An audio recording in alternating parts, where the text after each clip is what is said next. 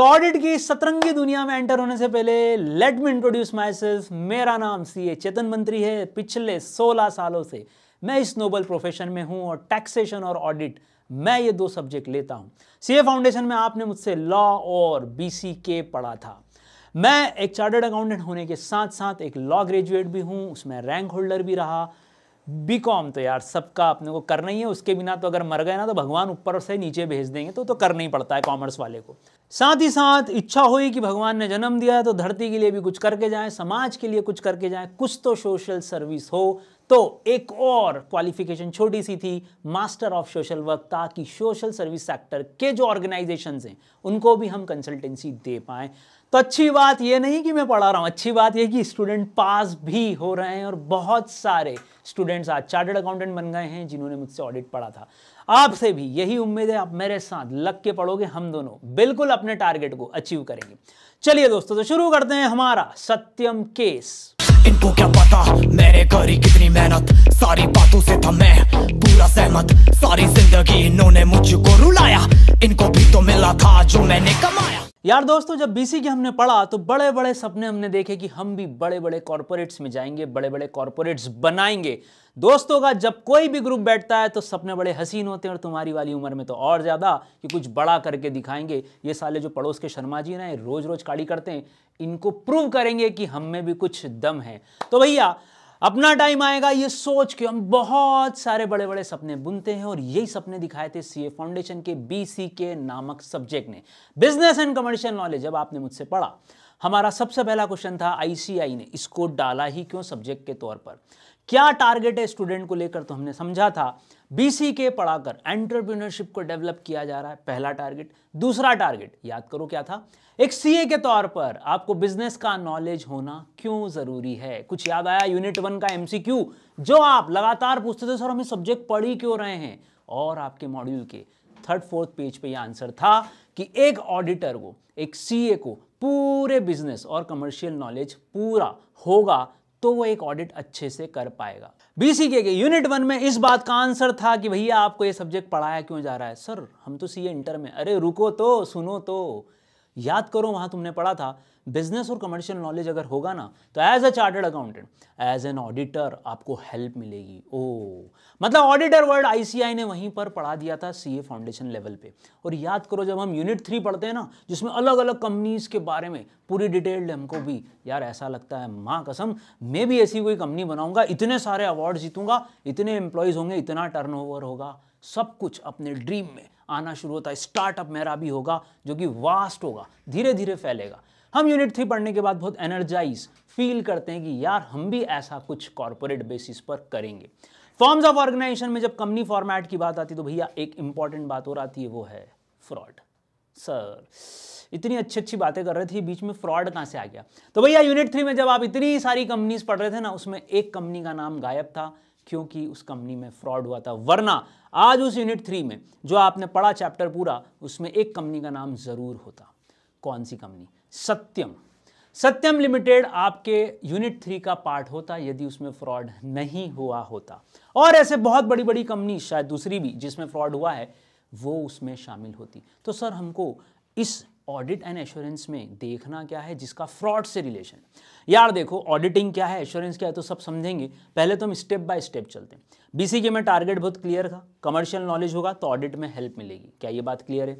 Audit में help मिलेगी तो उससे क्या होगा, ऑडिटर को ओवरऑल नॉलेज होना क्यों जरूरी है। इसका सबसे बढ़िया एग्जांपल है सत्यम फ्रॉड, कि बड़े बड़े कॉर्पोरेट्स कई बार बिल्कुल ढह जाते हैं, खत्म हो जाते हैं, और कई बार तो यूएस जैसी पूरी इकोनॉमी में रेसेशन आ जाता है, जैसे 2008 में हुआ था। अगर एक बड़ी बैंक, एक बड़ी कंपनी, एक बड़ा कॉर्पोरेट हाउस खत्म होता है। लेमन ब्रदर्स का अगर आपने नाम सुना हो तो 2008 के रेसेशन में भी अमेरिका प्लस पूरे वर्ल्ड की इकोनॉमी खत्म से हो गई थी, बहुत प्रॉब्लम गई थी, और कहीं ना कहीं उसमें भी ऑडिट का ही रोल था, थोड़ा सा था पर था। तो भैया हम जो आज सीखने जा रहे हैं वो है कि ये as an auditor, as the subject of auditing assurance is started, हमको क्या सीखना चाहिए सबसे पहले दिन? क्या सब्जेक्ट के बारे में सीखें, या सबसे पहले ये सीखें कि ये जो ऑडिटर के तौर पर आप आगे वर्क करोगे, ये जो सब्जेक्ट है इसकी क्या यूएसपी, और जब आप वर्क करोगे तो आपको उस यूएसपी में किन किन बातों का ध्यान रखना है? क्या ये छोटी मोटी जवाबदारी हमारे कंधों पे, हमारे नाजुक से कंधों पे, कि बहुत बड़ी रिस्पॉन्सिबिलिटी आपको दी गई है as a chartered accountant, as an auditor? कैसे? सत्यम केस देखते हैं तो आपको समझ पड़ेगा कि एक्चुअली फ्रॉड क्या होता है, फ्रॉड कैसे होता है, इंटेंशन क्या होते हैं, कहां गलतियां होती है, और सर रिस्क है तो इश्क है, ये आज का फेवरेट स्टेटमेंट है सभी लोगों का। हर्षद मेहता स्कैम आप सबने अभी मूवीज देखी होंगी, उसके तहत हम ये समझ सकते हैं कि जब फ्रॉड होता है तो क्या होता है, कैसे होता है, ऑडिटर कहाँ मात खा जाता है, एजेंसीज कहाँ मात खा जाती है, इकोनॉमी और लोगों के साथ कैसी बैंड बजती है। तो चलिए शुरू करते हैं सत्यम के केस। तो एज ए स्टूडेंट आपको ये समझना बहुत जरूरी है कि क्या क्या लायबिलिटीज ऑडिटर की होती है, और अभी से समझ लोगे ना तो मजा आएगा, क्योंकि आगे जाकर यार वो बीसीके वाला सपना पूरा तो करना है ना। चाहे एज एन ऑडिटर हो, चाहे as a CEO of a company हो, चाहे as a financial manager of a company हो, किसी भी पोजीशन पे चले जाओ यार, ध्यान तो हमेशा आपको रखना ही है, खुद का भी और कॉर्पोरेट ग्रुप्स का भी। चलिए तो शुरू करते हैं फाइनेंशियल स्टेटमेंट फ्रॉड की एक अजीब गरीब कहानी, जिसको सुन के आपको मजा आने वाला है और आपको लगेगा यार लोग कितने लालची भी हो जाते हैं। सर धोखे की कहानी तो सर हमारे साथ बचपन से हो रही है। क्यों सर? पहले 5th में थे तो आगे वाले ने धोखा दिया था, उसने चीटिंग नहीं कराई थी। 10th में आए तो गर्लफ्रेंड धोखा दे के चली गई अपने ही सबसे खास दोस्त के साथ। अरे वो वाले धोखे हटाओ, अब हम जो बात करेंगे सीए इंटर लेवल पे, वो होंगे सिर्फ और सिर्फ फाइनेंशियल स्टेटमेंट फ्रॉड की। फाइनेंशियल स्टेटमेंट क्या होते हैं, ये बात आपने सीए फाउंडेशन में बहुत अच्छे से पढ़ी है। फाइनेंशियल स्टेटमेंट फ्रॉड की बहुत जबरदस्त कहानी, जो कि है सत्यम के एनरॉन बनने की कहानी। एनरॉन क्या थी सर? एनरॉन भी 2000 से 2002 के बीच में एक बहुत बड़ी कंपनी थी जो खत्म हो गई थी due to conduct of fraud. वो बहुत बड़ी कंपनी खत्म हुई थी, बहुत बड़े लेवल पे थी। तो भैया सत्यम को भी इंडिया का एनरॉन बोला गया।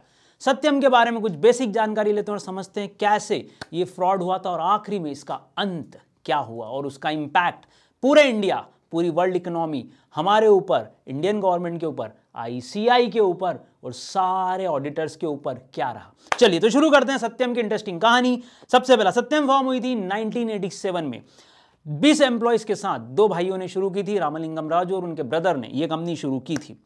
कुछ समय बाद ये लिस्ट हो गई थी बीएसई पे, बॉम्बे स्टॉक एक्सचेंज पे। तो ये हो गई थी एक पब्लिक लिमिटेड कंपनी। ये बात भी आपने लॉ में भी पढ़ी और बीसीके में भी। चलिए साहब, इसके बाद ये यूएस में लिस्ट हुई, न्यूयॉर्क स्टॉक एक्सचेंज NYSE में लिस्ट हुई थी ये इंडियन कंपनी। और एक बहुत बड़ा फेम इससे इस कंपनी के डायरेक्टर्स को, कंपनी को, शेयर होल्डर्स को, सबको मिला था कि वाह यार जबरदस्त, यह कंपनी जो कि बाहर लिस्टेड है, इंडिया में तो सभी लोग लिस्ट करवाते हैं।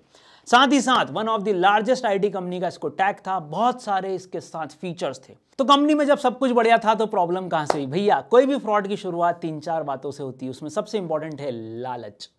लालच सबसे बुरी बला, लोग पुराने ऐसे ही नहीं बोलते थे। ग्रिडिंग, जो व्यक्ति ग्रिडी हुआ उसने पूरी कंपनी की 12 बजा दी। सब कुछ बढ़िया चल रहा था तो फिर हुआ क्या? One of the largest IT company even of India end of the world माना जाता था इसको यार, और साथ ही साथ हजारों एम्प्लॉइज के लिए काम करते थे। कस्टमर बेस बहुत वाइड था और अवार्ड्स की तो झड़ी लगी हुई थी बिल्कुल। 2007 में रामलिंगम राजू को entrepreneur of the year award मिला था। सोचो यार, entrepreneur of the year award मिला।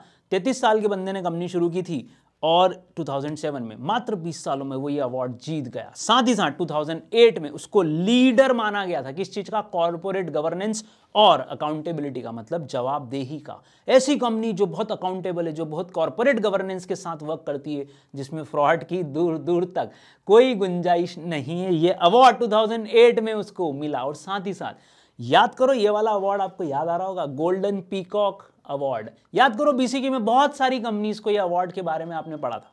गोल्डन पीकॉक अवार्ड्स की डिटेल आपने बीसीके के यूनिट 3 में अलग अलग कंपनीज के लिए पढ़ी थी।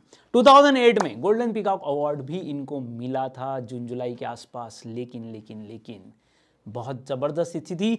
3 इतने बड़े बड़े अवार्ड्स जो कि रिकॉग्नाइज थे, और जनवरी 2009 मतलब इन अवार्ड से मिलने के मात्र 6 महीने के अंदर कुछ ऐसा हुआ कि कंपनी क्रैश हो गई।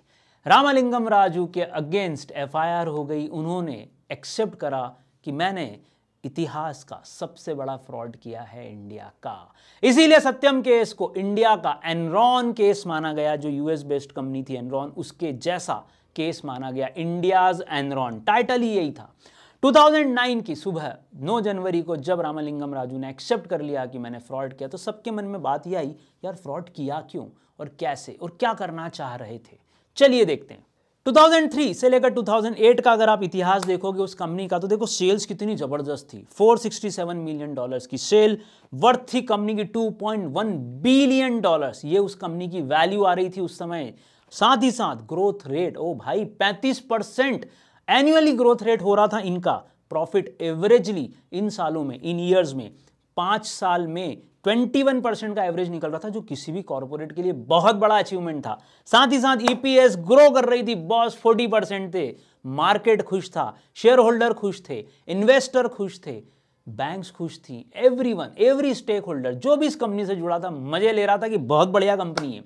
शेयर प्राइस इसकी 138 रुपए से 526 रुपीस तक, मतलब 300% प्राइस बढ़ गई यार, और क्या चाहिए। 5 साल में 300% का एवरेज आ रहा, और क्या चाहिए भैया। इतनी ग्रोथ रेट मार्केट दे रहा था, मतलब सब कुछ बढ़िया ही बढ़िया था, सब कुछ बढ़िया चल रहा था यार। बढ़िया कंपनी, बढ़िया entrepreneur awards, golden peacock awards, सब कुछ बढ़िया होने के बाद अचानक जनवरी 2009 में रामलिंगम राजू ने अपने बोर्ड ऑफ डायरेक्टर्स को और सेबी को इन्फॉर्म किया कि भैया मैंने फ्रॉड किया है। बड़ी दुखद घटना, जबरदस्त तरीके से चलने वाली कंपनी, अचानक उसका एक दिन एक मेन पर्सन, जो लीड पर्सन है, वो बोल देता है मैंने इस कंपनी में फ्रॉड किया है।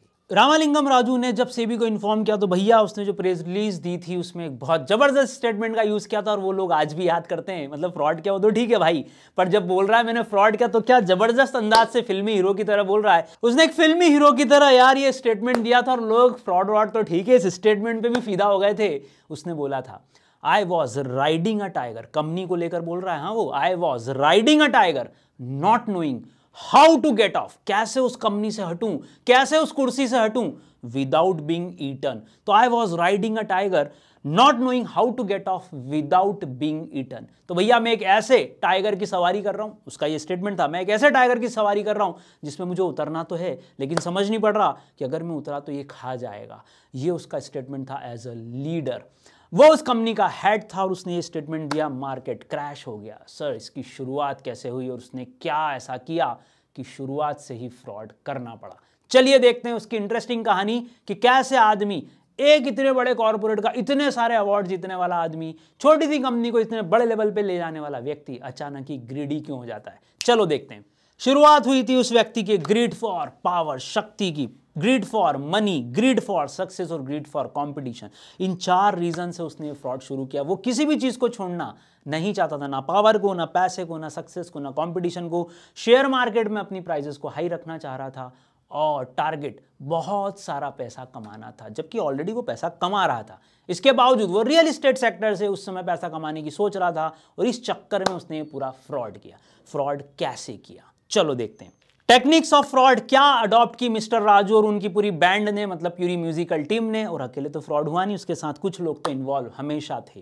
टेक्निक्स में सबसे पहली फ्रॉड की तरीके जो उसने अडॉप्ट की वो था बैंक अकाउंट्स। क्या करा, अपने पर्सनल कंप्यूटर पे उसने सारे बैंक अकाउंट्स क्रिएट कर लिए। मतलब सर बैंक स्टेटमेंट ही क्रिएट कर लिया, अकाउंट बना बना के उसने न्यूमरस बैंक अकाउंट क्रिएट करे। उससे क्या हुआ सर, फर्जी बैंक खाते उसने शो करे, फर्जी bank accounts, fake bank accounts ने शो करके क्या करा, बैलेंसेस जो एग्जिस्ट ही नहीं करते थे, जो बैलेंसेस थे ही नहीं, वो बैलेंस शीट में शो करना शुरू किए। अब देखो एज अ कॉमर्स स्टूडेंट तुमको ये बात तो बिल्कुल समझ में आएगी कि बैलेंस शीट में बैलेंसेस है ही नहीं, फिर भी शो कर रहे हो, इससे बड़ी फर्जीवाड़ा तो कुछ हो ही नहीं सकता। इसका इंपैक्ट कहां गया, अक्ल लगाओ। जब आप वेरियस बैंक अकाउंट बनाते हो ना यार, देखो वो बचपन में याद है ना, अपन जब बोलते थे ग्रुप स्टडी के लिए जा रहे हैं और पकड़ में आ जाते थे कि अपन तो सुट्टा मारने निकल लिए, या घूमने फिरने निकल लिए, या पिक्चर देखने निकल लिए, तो जब एक झूठ शुरू होता है ना, और याद करो पुराने लोग बोलते थे ना, एक झूठ छुपाने के लिए 100 झूठ करने पड़ते हैं, बोलने पड़ते हैं। वही बात यहां हुई। अब बैंक अकाउंट उसने अपने घर पे ही बना लिए, बैलेंसेस थे नहीं, बैलेंस शीट में रिफ्लेक्ट हो रहे थे, तो क्या करना पड़ेगा भैया, जब बैंक अकाउंट है तो उसने इन बैंक अकाउंट्स की इंटरेस्ट इनकम को रेज किया।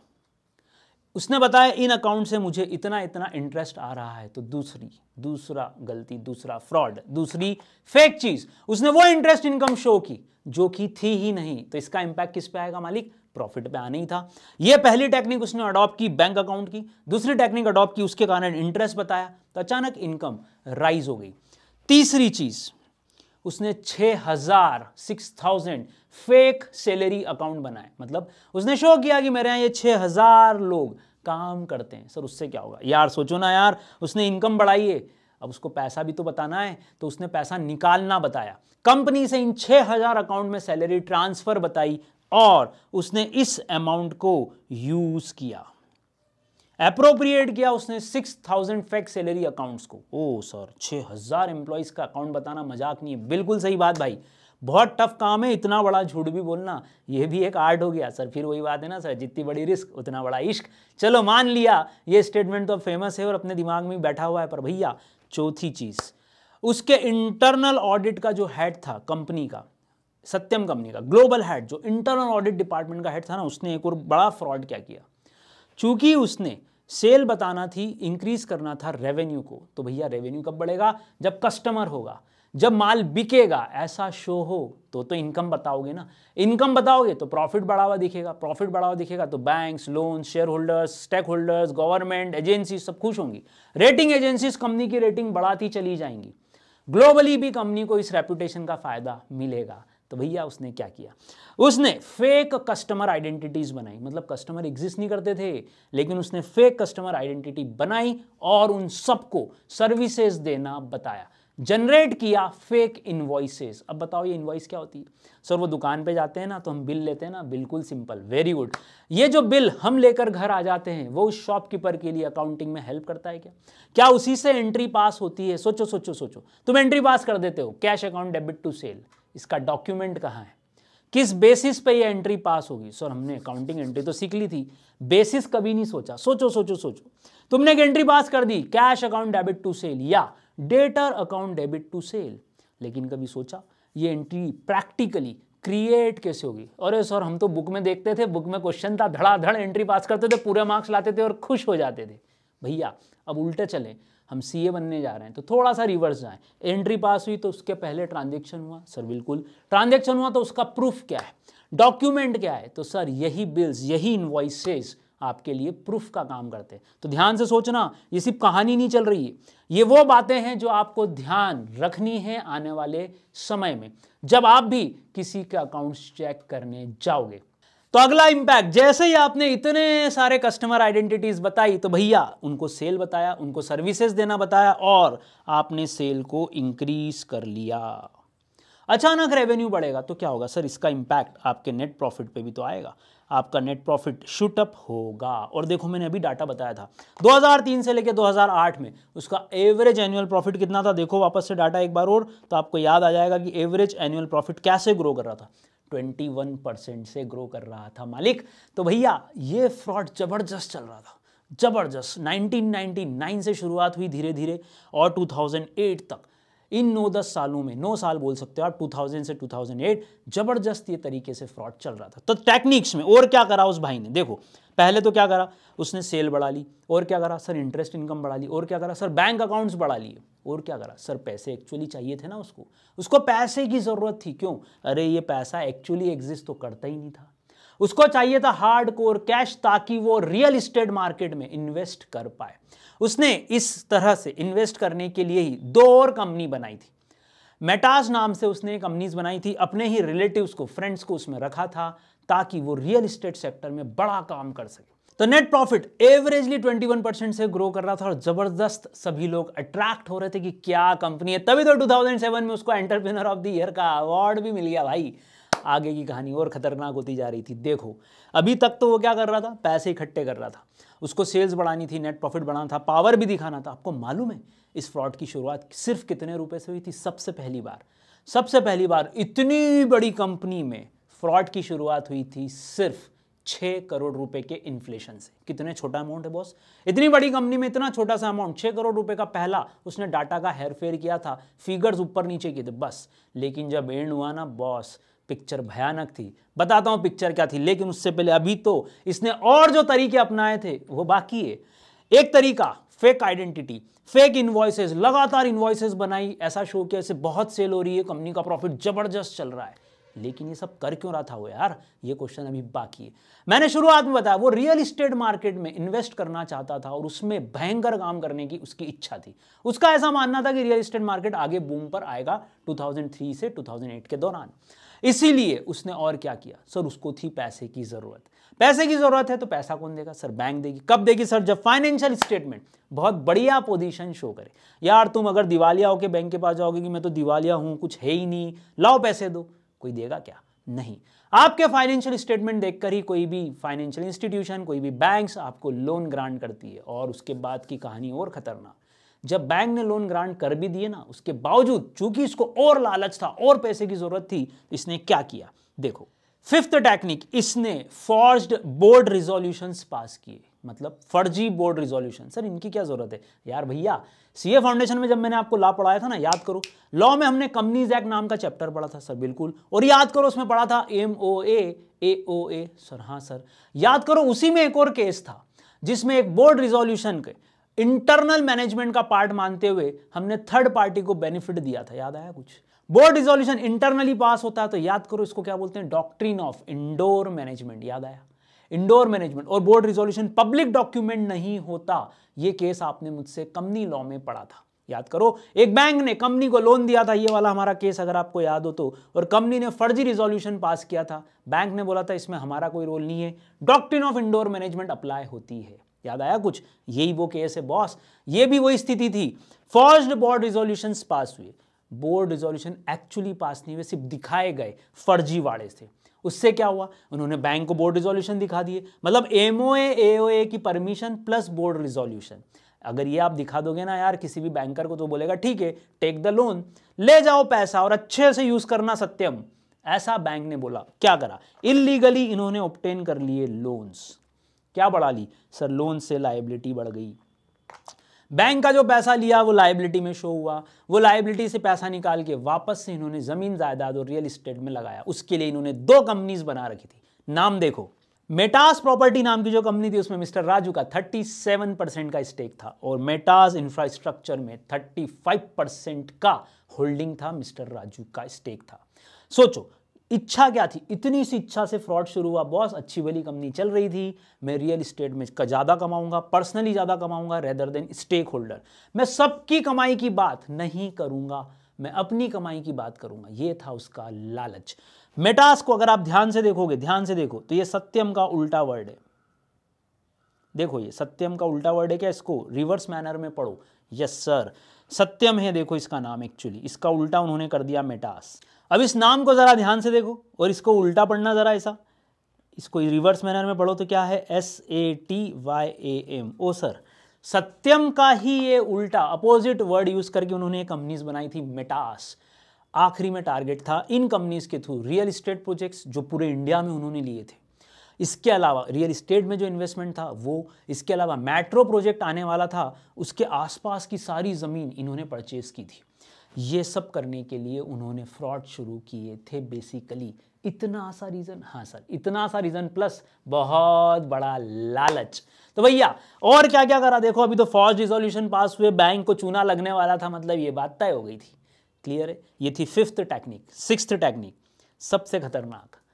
अपन लोग तो लोकल में मम्मी पापा को, टीचर को, दोस्त को ही बेवकूफ़ बनाते हैं, है ना, थोड़ा बहुत बत्तीबाजी उनको ही करते हैं। ये भाई तो मान ही नहीं रहा था, इसने अमेरिकन डिपॉजिटरी रिसिप्ट के थ्रू पैसा रेज किया था। याद आया ADR, सर कहीं पढ़ा सुना सुना लग रहा है, कहाँ सुना था। यूनिट 6 में जब आप टर्मिनोलॉजी पढ़ते हो BCK की, उसमें ADR वर्ड मैंने आपको समझाया था।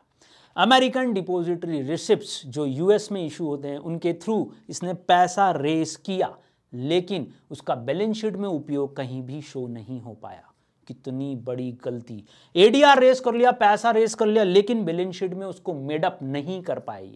ये थी 6th सबसे बड़ी गलती, फ्रॉड की टेक्निक बोल लो।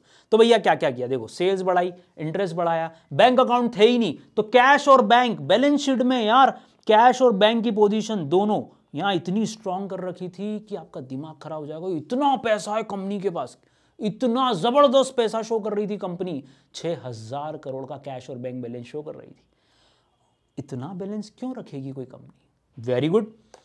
ये क्वेश्चन एक सामान्य नॉर्मल कॉमर्स के स्टूडेंट में बिल्कुल आएगा कि यार कोई भी कंपनी होगी तो वो पैसा रख के थोड़ी ना बैठती है, हमेशा वो इन्वेस्ट करती है। गुड बेटा, गुड, वेरी गुड। ये बात अगर आपको समझ पड़ गई मतलब आपके अंदर ऑडिटर के गुण हैं।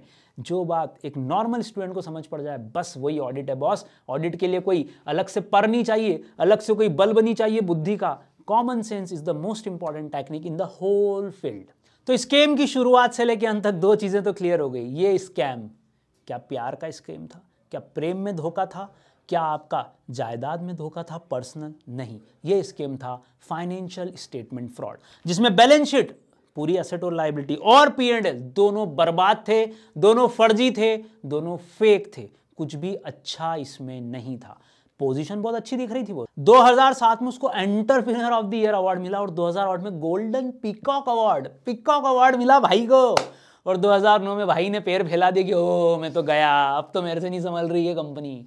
तो दादा इतनी बड़ी कंपनी बना और आखिरी में ऐसे गड़बड़ कर दो तो बहुत दुख होता है। किसको? खुद को? अरे खुद को नहीं भाई, इन्वेस्टर्स को, शेयर होल्डर को, कंपनीज को, गवर्नमेंट को, पब्लिक को, सबका भरोसा टूटता है जब इतने बड़े कॉर्पोरेट जायंट्स ऐसी कोई हरकत करते हैं तो। और फाइनल पोजीशन देख के तो मम्मी कसम आपका दिमाग ही खराब हो जाएगा कि क्या ऐसा फ्रॉड इसने इन्हांस किया। देखो जो इसकी बैलेंस शीट का डाटा था और जो एक्चुअल डाटा था उसके फिगर्स में कितना बड़ा गैप था, ये रहा आपके सामने। और जो फ्रॉड इसने किया ना बॉस, आपका दिमाग खराब हो जाएगा इस डाटा को देखकर कि एक्चुअल फिगर्स और फैब्रिकेटेड फिगर्स, फर्जी फिगर्स में कितना बड़ा गैप था। देखो आपके सामने बैलेंस शीट और इनकम स्टेटमेंट के बड़े आइटम्स आपके सामने स्क्रीन पे दिख रहे होंगे आपको। सबसे बड़ी गलती एज ऑफ 30 सितंबर 2008 पोजीशन देखो, कैश और बैंक 321 और एक्चुअली था 5361 रिपोर्टेड।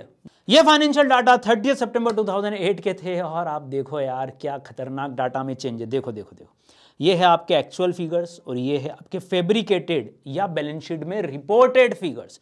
देखो कैश में कितना अंतर है सर, 5040। ओ माय गॉड, करीब करीब 5000 करोड़ का तो 30 सितंबर को दिख रहा है, इसलिए मैंने ओवरऑल बोला आपको कि 6000 करोड़ के आसपास का ये फ्रॉड था। चलिए एक्रूड इंटरेस्ट, एक्चुअली तो इंटरेस्ट था ही नहीं ना भाई। क्यों? अरे सर इन्वेस्टमेंट थे ही नहीं, फर्जी इन्वेस्टमेंट शो कर रखे थे। क्यों? समझो, जब मैं कैश बढ़ाता हूं ना तो उस कैश को कहीं तो इन्वेस्ट करना, दिखाना पड़ सकता है ना। एक बार बैलेंस शीट में कैश बहुत हेवी दिख रहा है तो दूसरी बार में ऑब्जेक्शन आ सकता था, तो इन्होंने उसको फर्जी इन्वेस्टमेंट दिखाया। कहां पर दिखाया मालूम है? दिमाग खराब हो जाएगा। ऐसी जगह इन्वेस्ट करना दिखाया जहां से इनको कोई ब्याज नहीं आने वाला था। नॉन इंटरेस्ट सिक्योरिटीज में भी इन्होंने इन्वेस्टमेंट दिखा दिए। सोचो कितने बड़े वाले हैं ये, इतना भी दिमाग नहीं लगा रहे हैं फ्रॉड करने से पहले कि यार कोई देखेगा तो पूछेगा ना कि ऐसी जगह इन्वेस्ट क्यों करा जहां से ब्याज भी नहीं आ रहा है। और कुछ फर्जी इन्वेस्टमेंट बताकर ब्याज की इनकम भी इन्होंने शो करना शुरू की, जो हमने हमारी पहली टेक्निक में देखा था कि इन्होंने इंटरेस्ट इनकम को यहां बढ़ाया फॉल्सिफाइड बैंक अकाउंट से। अब इंटरेस्ट इनकम तो थी नहीं, तो देखो डाटा देख के आपको समझ में आएगा कि इंटरेस्ट इनकम एक्चुअली तो नील थी भाई, और इन्होंने शो कर रखी थी 376.5, तो डिफरेंस था 376 का। ओके, लायबिलिटी एक्चुअली 1230 की थी और शो कर रखी थी नन। ओ माय गॉड, मतलब बैंड ही बजा दी भैया इन्होंने तो। लायबिलिटी एक्चुअली इनको इतना पे करना था और इन्होंने अमाउंट शो कर रखा था 0 बटे सन्नाटा। चलो साहब, ओवरऑल डिफरेंसेस ध्यान से देखो, इस व्यक्ति को ध्यान से देखो यार, क्या जबरदस्त 7136 करोड़ का इतना बड़ा फेक डाटा इसके फाइनेंशियल स्टेटमेंट में मौजूद था। और सबसे खास बात, सुनो सुनो सुनो सुनो, जो Q2 होता है ना उस साल का, फाइनेंशियल ईयर 8-9 का, उसमें भी भाई ने 588 करोड़ का नेट प्रॉफिट बढ़ा हुआ बताया रखा था। मतलब 600 करोड़ तो यही हो गए यार, 600 करोड़ का तो उस क्वार्टर में इसने इफेक्ट दे रखा है। तो भैया ये थे डाटा, जबरदस्त डिफरेंसेस वाले डाटा। और जैसे ये डाटा और फिगर्स बाहर आए भैया इसकी तो बैंड बजी। India stock market, shareholders, stakeholders, corporate governance bodies, all other government agencies, rating agencies, globally India की इमेज सब कुछ ध्वस्त हो गई, सब कुछ खत्म हो गई। बहुत प्रॉब्लम गई आईटी कंपनीज को भी, क्योंकि जो लोग आईटी सेक्टर में थे उनको ट्रस्ट एस्टेब्लिश करना था कि भैया इसने गलती की, हम ऐसे नहीं है, जैसे कि टीसीएस, विप्रो, इन्फोसिस। ये भी तो एक प्रॉब्लम क्रिएट हुई। और डाटा देखो प्रमोटर ने क्या करा था। देखो इसके पास 2001 में 25% के अराउंड शेयर होल्डिंग थी और एट द एंड बची सी थी सिर्फ 2.18। बताओ इतनी कम क्यों, और ये लगातार सेल क्यों करता रहा? सर वही ना, इसको रियल इस्टेट में पैसा लगाना था, पैसा था नहीं, अपनी होल्डिंग बेचना थी। होल्डिंग बेचने से पहले क्या चाहिए? मैं जब अपने शेयर बेचूंगा बॉस तो क्या चाहूंगा? सर शेयर हाई प्राइस पे बिके। हाई प्राइस कब होगी? सर जब फाइनेंशियल स्टेटमेंट हाई शो करेंगे। फाइनेंशियल स्टेटमेंट हाई लेवल का प्रॉफिट शो करेंगे तो मार्केट में मेरे शेयर की प्राइस बढ़ेगी। मार्केट में प्राइस बढ़ेगी तो बैंक लोन आसानी से देगी, मैं अपना स्टेक आराम से किसी और को बेच के ज्यादा प्रॉफिट कमा सकता हूं। मतलब सर फाइनेंशियल स्टेटमेंट फ्रॉड तो है ही है, साथ ही साथ शेयर मार्केट में अपनी स्टेक, अपनी होल्डिंग का भाव बढ़ाने का ये तरीका था। सर कुछ कुछ तो ये शेयर मार्केट का अब तो हमको हर्षद मेहता याद आने लग गया। अरे भैया वही तो प्रॉब्लम है इन सबके साथ, जितने ये लोग फ्रॉडुलेंट लोग होते हैं ना, इनका वो टैगलाइन है भैया जो अपन तीसरी बार बोल रहे हैं कि रिस्क है तो इश्क है। अपने को नहीं लेना, अपने को नहीं लेना कभी भी। तो ये 25.6% से गिरते गिरते गिरते 2.18% पे लेके आया। ये था सत्यम का फ्रॉड। आखिरी क्वेश्चन, सर ऑडिटर का क्या रोल था? तो भैया ये था डाटा आपके सामने कि किस तरह प्रमोटर ने अपनी होल्डिंग को गिराते चले गए और एक्चुअल डाटा और जो बैलेंस शीट में रिपोर्ट हो रहा था उसमें कितना बड़ा गैप था। तो सर क्या इसमें जब इतनी ताकत थी, इतनी रिस्क लेने की कैपेसिटी थी, तो इसने कोशिश नहीं की थी इस फ्रॉड को छुपाने की? बिल्कुल की होगी दोस्त। जब भी कोई झूठ बोलता है ना तो वो हमेशा कोशिश करता है फ्रॉड जब तक दबा रहे, छुपा रहे, ज्यादा बेटर है। आखिरी में जब नहीं संभलता तो फिर वो डिस्क्लोजर पे आता है। ऐसी ही कोशिश इन लोगों ने भी की। मिस्टर रामालिंगम राजू ने क्या किया? देखो इसको हम बोलते हैं टनलिंग स्ट्रेटेजी। क्या बोलते हैं? Tunnelling strategy. टनल क्या होती है सर? एक सुरंग। क्या होती है सुरंग? सर एक जगह से चुपचाप दूसरी जगह जाने के लिए हम टनल्स का यूज करते हैं। Very good. और अंदर ही अंदर निकल जाओ, किसी को मालूम ना पड़े, ये टनल्स का पर्पस होता था। यहां पर भी टनलिंग स्ट्रेटेजी का यूज किया गया। क्या है? ध्यान से सुनो।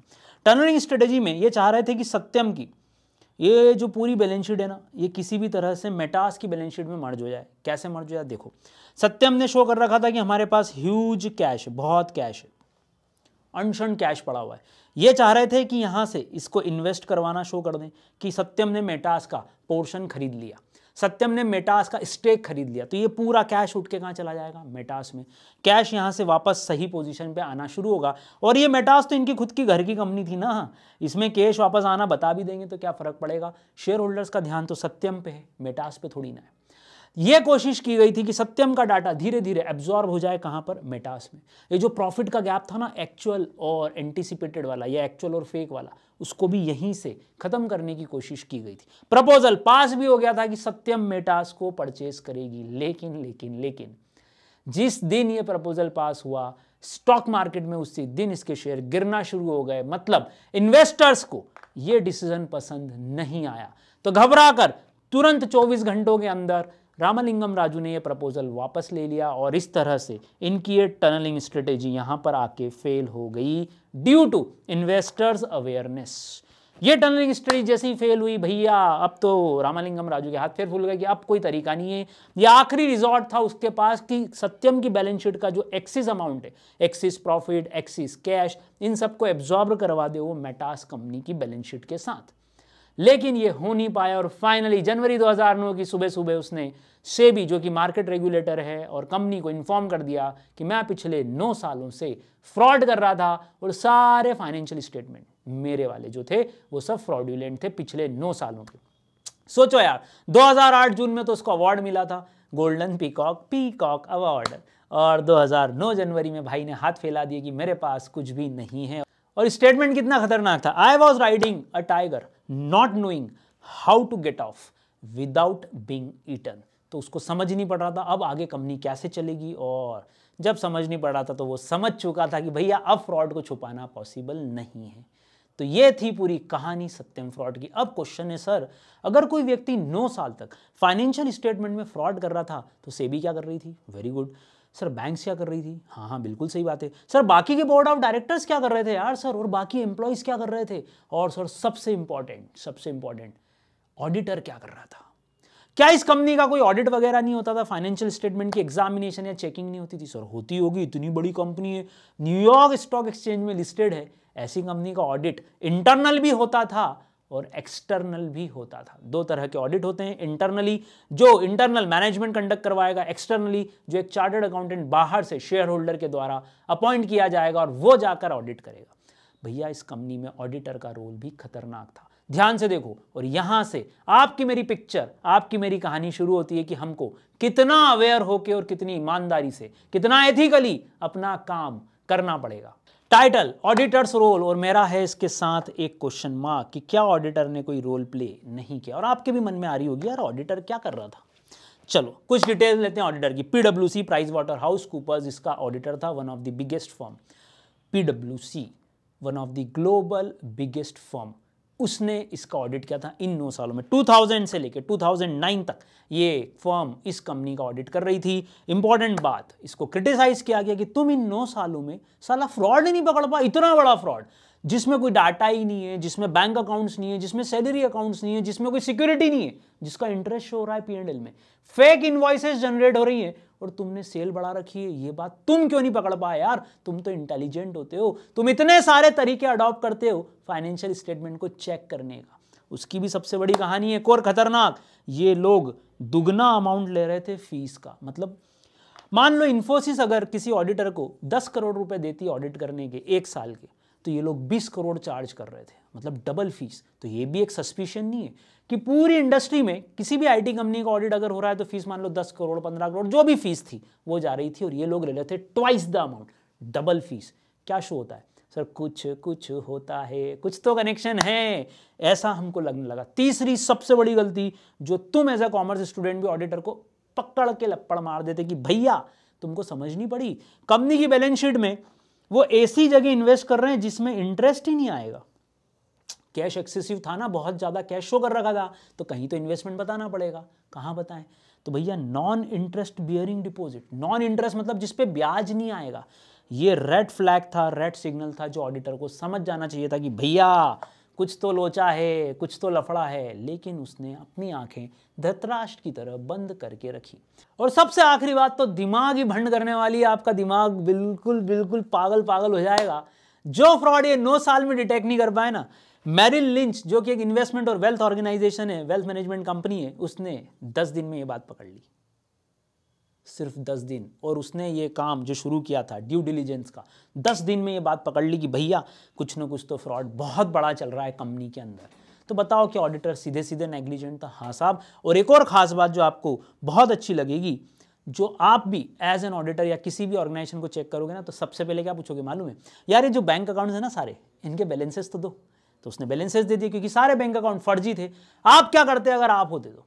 सर हम उन बैंक से कंफर्म करते, हम उन बैंक के स्टेटमेंट को लेकर बैंक से पूछते कि आपके यहाँ इतने सारे अकाउंट हैं क्या आपके पास इतने सारे बैंक अकाउंट चल रहे हैं क्या? ये बात वेरीफाई करते या नहीं करते? यार इतना तो मम्मी वेरीफाई कर लेती है जब अपन बोलते हैं ना मम्मी दोस्त के आ रहा हूँ ग्रुप स्टडी के लिए। मम्मी वेरी इंटेलिजेंट, मम्मी तुरंत अपने उसी दोस्त की मम्मी को फोन करती है कि क्यों भाभी जी ये बच्चे आज आ रहे हैं क्या? इतना तो मम्मी भी वेरीफाई कर लेती है। इन्होंने तो वो भी वेरीफाई नहीं किया। सेकंड गलती, इन्होंने इंटरेस्ट इनकम शो की। तो इंटरेस्ट इनकम कब आती है? जब कहीं इन्वेस्टमेंट होता है। जब कोई इन्वेस्टमेंट होता है, जैसे पापा ने एफडी कराई 5 साल की, तो एफडी का प्रूफ सर वो सर्टिफिकेट आता ना कागज का टुकड़ा, क्या ऐसा कोई प्रूफ इनके पास होना चाहिए था? बिल्कुल। और क्या ऑडिटर को ये बात पूछनी चाहिए थी?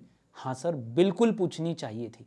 और वो सबसे बड़ी हिट मालूम है आपको, यही पीडब्ल्यूसी फर्म जब दूसरी जगहों का ऑडिट कर रही थी ना, दूसरे ऑर्गेनाइजेशंस का, दूसरे क्लाइंट्स का, इन्होंने ये सारे प्रोसीजर वहां पर फॉलो किए, यहां नहीं किए, वहां पर दूसरी कंपनीज में ये सारे तरीके, ये सारी चीजें चेक इन्होंने की। तीसरी बड़ी गलती, ऑनलाइन बैंक स्टेटमेंट अवेलेबल होता है या नहीं होता है? सर सबके पास होता है, और उस समय भी ऑनलाइन बैंकिंग तो थी कंपनीज के पास।